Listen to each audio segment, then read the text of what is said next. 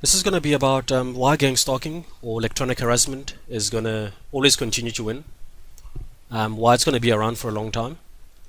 I think most victims know that by design, this sort of problem is just designed to destroy your life, sabotage your entire personality, and there's no way to get justice. Even if you know who the perpetrators are, it's always going to be difficult to get some kind of justice. The good thing is that more and more victims are coming out, so that's always a bit of a bit of good news. But for the fact that it's been around for over 50 years now, since the 60s, and there's always there's a new generation of victims coming out all the time, and it's a worldwide problem. We know that human rights are abused and all of that. It's a bad problem, but there doesn't seem to be any kind of progress. There doesn't seem to be any kind of it always seems like the victims are always going to be losing out, or it's there doesn't seem like anything is going to be done in any time soon.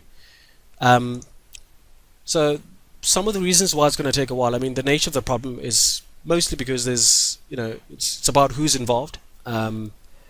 It's the history. It's that it started off as military experimentations. Then I think it moved on to being some intelligence agencies using this kind of technology, and so those in power are not really willing to let go and not willing to come to the party to provide a solution. Also, the victim is left completely powerless. I mean, once somebody has got access, or somebody can see everything that you're doing, can read your mind, and can 24 hours a day has hacked your entire system, then it becomes difficult. Perpetrators are always going to be a few steps ahead.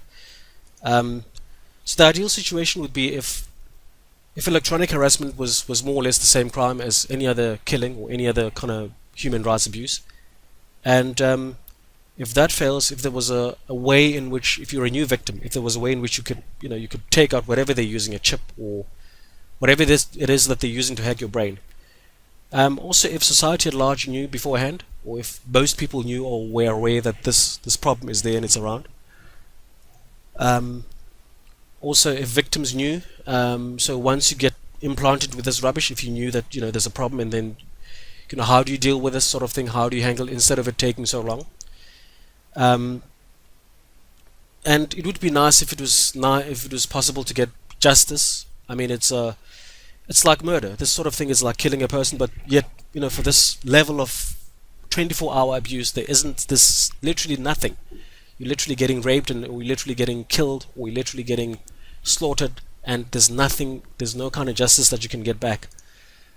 And so, what is it? What are the problems? I mean, what is it? Why is it going to take so long? I mean, for one, it's very difficult to get hold of like the official numbers. Nobody knows how many victims are there, which is, if that was the case, I mean, it would highlight the problem. So it's all estimations. It's all guesswork. But nobody knows exactly how many victims are there of electronic harassment or gang stalking. And then also, I mean, there's great efforts to deny that this problem actually exists. There's a lot of misinformation that the perpetrators are actually going to spew out, and also hiding behind false claims such as mental illnesses. So these three points are enough to sort of keep the crime to be relatively unknown. Um, and maybe it's because there's just not enough people. There's just not enough. It hasn't yet gotten to a level where it's a pandemic, where like almost every second person is suffering from this sort of thing. Um, but I mean, as victims, there's something that we can do. I mean, there's something that we can start, at least to try and cover the first point, which is that the fact that there's no official numbers and stats. Um, what stops us from trying to gather stats on our own? What stops us from trying to set up online platforms where victims can register, and then at least that's a way of keeping track of who's a victim, and to have some kind of baseline and a kind of number to work from. Of course, it's going to be hard. There's always going to be those who are pretending to be victims that are actually not, to just fudge up the stats, and misinformation is always going to continue.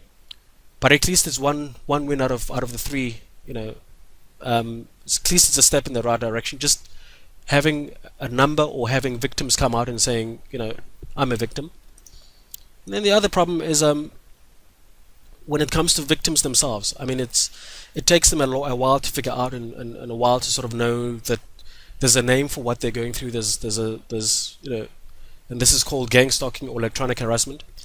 Um, It's surprising that most victims, despite what they go through, all the madness and all the craziness, it takes them about 3 years to figure out, eventually to stumble into a blog or some kind of information to know, okay, I'm a targeted individual.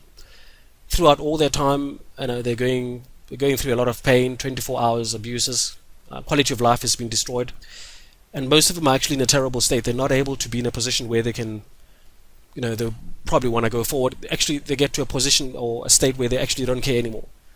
Um, and then there are a couple of roadblocks in terms of finding out. The first roadblock is going to be finding credible sources of information.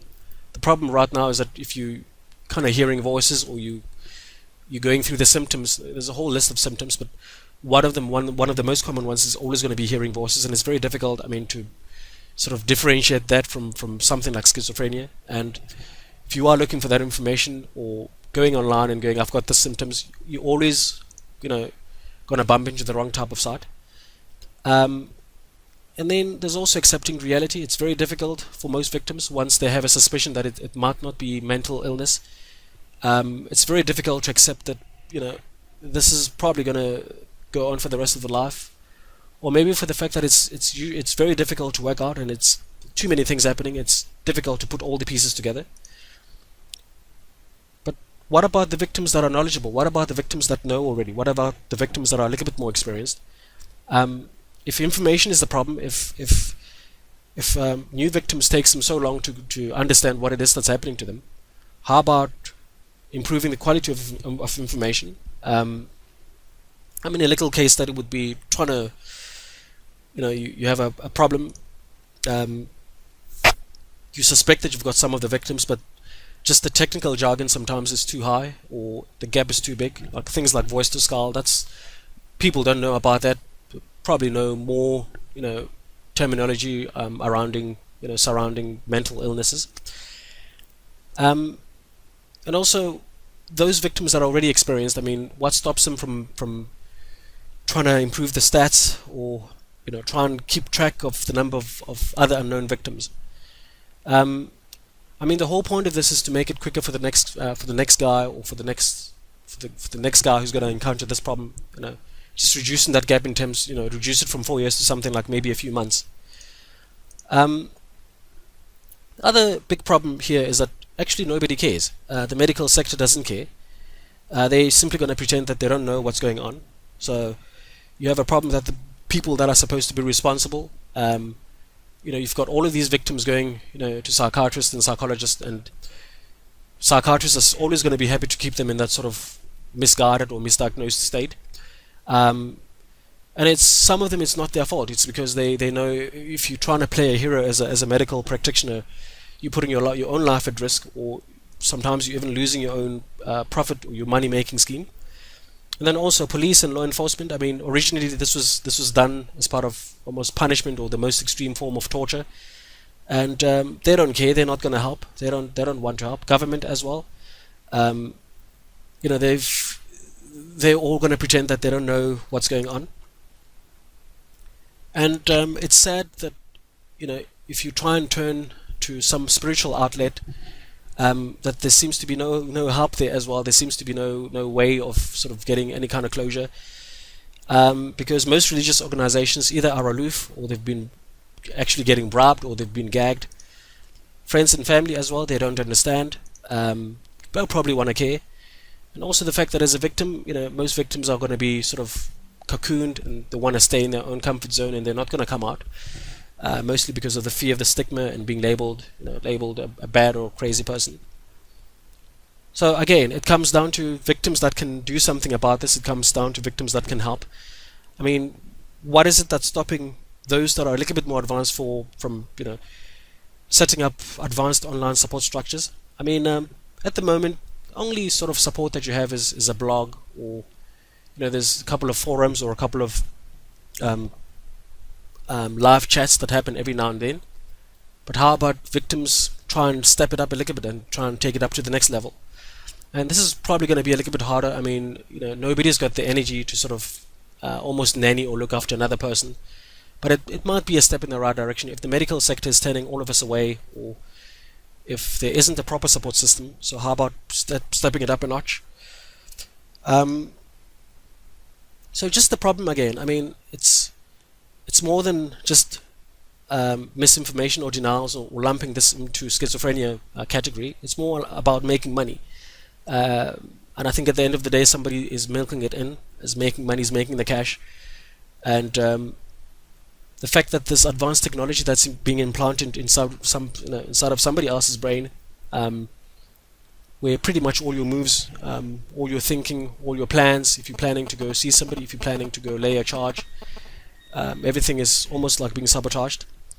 And then another part of the problem is that just basically the information that we have right now, it's mostly static blogs, static, you know, videos on YouTube. So if we improve that quality, if maybe we make it slightly better, then I think we kind of are moving in the right direction. So I mean, in one word, it's all relying on ignorance. It's all relying on the next potential victim not knowing that this kind of problem exists.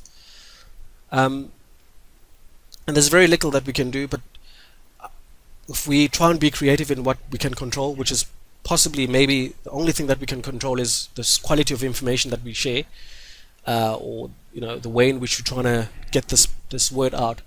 If we kind of get that right, and then I think that might be a step in the right direction. So again, when will this come to an end? When will all this electronic harassment come to an end? I mean, looking at the situation right now, it's been around for over 50 years, and we keep on falling into more or less the same kind of trap. And the biggest trap that we fall into is that we're kind of all waiting for something to happen. We're doing a lot of stuff that's good. We're trying our best to spread the word out, but more or less generally we're waiting for the big government or for the big system to we're waiting for the bad guys to pretty much turn around and say, we don't want to be bad anymore, we gotta stop. And that's not gonna happen. It's probably gonna be only when the cash cow dies. And I mean, wherever there's money, where there's profit, that's a great motivator for crime. Great motivator for somebody to set up a system that kills people, and do all of these cruel stuff. So it's only going to be when the cash cow dies. And I mean, it's going to be another question is going to be, when is that cash cow going to die? And it's unfortunately it's going to have to be a lot of deaths later. Probably it's only when the tax pool almost dies, in a way, when the government realizes that, hey, I mean, there's a lot of these productive people that are not pitching up to work, and tax pool is pretty much shrinking. That's only going to be when they begin to take notice. It could be any number. What is a crippled workforce? That number could be anything. It could be 10% of taxpayers, or 25%. 25% seems like a large enough number of people. So if you were to take a country where there's a workforce of 160 million people, 25% would be about 40 million. So 40 million people that are supposed to be paying tax, crippled, hearing voices in their head, sick, unable to work, in a terrible state. And then it will take 20 years. It's going to take that country 20 years for them to reach something like 40 million. Again, these are all just indicators or thumbsuck numbers. You could make up your own numbers, and if you wanted to have less people dying, and say only 10%, then it will take 50 years. I mean, it's all a formula, compound interest formula that you can plug in and play around with the variables. But I mean, the point is, either a lot of people have got to die, or if you have fewer people dying as a demonstration, then the problem is only going to carry on for much longer. So 50 years from now, that's only when the world is going to wake up. Sadly, as a victim sitting with this sort of problem today, you can't sit around for 20 years and say, I'm going to wait around for that long, simply because most are dying, most are crippling, most are sort of hanging on to life. I mean, even if the problem was to be solved in 10 years, you ask yourself, in what state are you going to be in? I mean, it's probably going to be cancer, or are you going to be able to recover all your entire life that's been shattered? It's virtually going to be impossible to piece it all together. And it's only when we realize that we're on our own that it's going to take us to try and drive the change. It's only when that realization hits home pretty hard that we're going to have to be the ones to change the landscape, and that nobody actually cares. Whoever's making money, whoever's profiting, is never going to stop. No, I mean, gang stalking, it's been around for a long time, and nothing has happened in the 50 years. It's actually becoming an option for a lot of the perpetrators right now. I mean, you could make a living out of gang stalking a person 24 hours, because it's a crime that gets unnoticed. It's a crime that's not punishable. It's a crime that nobody's going to lay a charge against. And I think so we're going to have to maybe change our mind, change our mindset, and maybe a form of desperation on our part, and urgently want this sort of thing to end, and not sit around and wait and say, maybe as more and more victims come along, maybe as more and more people get into this problem, it will just magically go away. A massive change in mindset for us as victims. I mean, to realize that this is going to be probably a long drawn out type of war, and we have to have that war mentality, and realize that it's, we can only maybe take it 5 years at a time. Things will take years to happen, but it's a change that's gonna have to happen, and we're gonna have to take up the war ourselves.